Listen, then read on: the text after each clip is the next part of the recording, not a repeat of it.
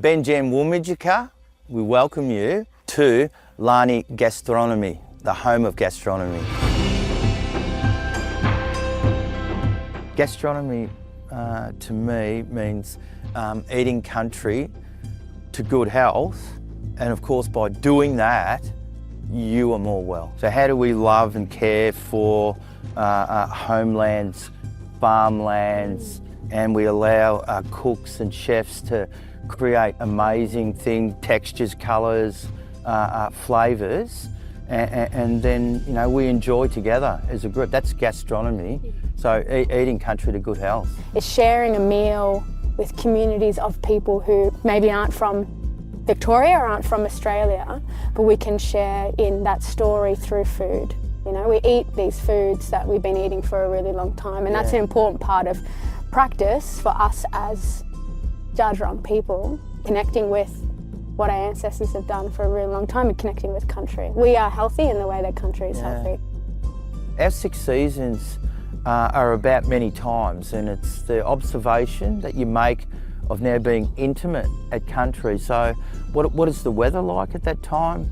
What are the colours that you see? What's growing? Needing food from country? When is it available? And importantly, when do we need to be abstinent, like not take from countries for fish?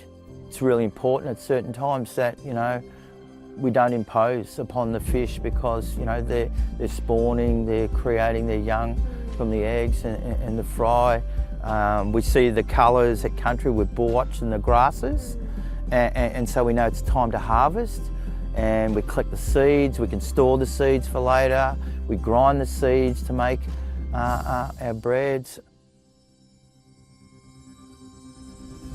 Tell me about what this is here. What is that? That's bulwatch. This grass has been around through ice ages.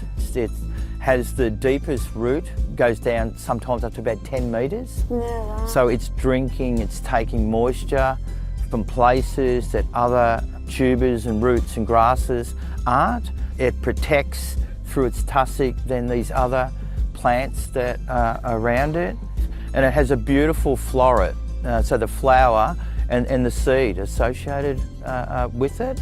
And then that can be ground and turned into a bread. For the Dja we wanted to use an agricultural system. So we farm kangaroo grass. We're probably the most sophisticated group in Australia around farming an ancient grain, a native grass. So it doesn't need nutrients, it doesn't need herbicides, insecticides, all of these inputs we're seeing in agriculture. Our long-term vision and goal is to have more native plants in agricultural context. That's good for biodiversity, it's good for ecosystem function, it's good for soil health in agricultural context. We can eat from it, but country will be more well by us doing this.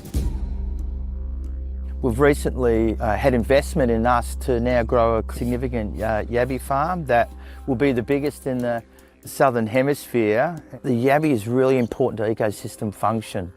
So if we think types of food chains and cycles, the significant fish need yabby as part of their cycle of life. So if we can grow yabbies, make country healthier, allow people to eat yabbies, experience and explore this protein, this food as a yabby, the opportunity now is to borrow from and be useful in using ancient knowledge. And I think that will give us food security of the future. We grow what we need to, it'll be beautiful, healthy, tasty, we'll eat it. And so now that's what future generations will inherit. So the native fruits and botanicals industry is really interesting right now. It's a booming industry. We know that it's actually going to double by the year 2025. For Dja people, to be part of that booming industry is really important because it's based off of our knowledge, it's based off our relationships to plants and animals.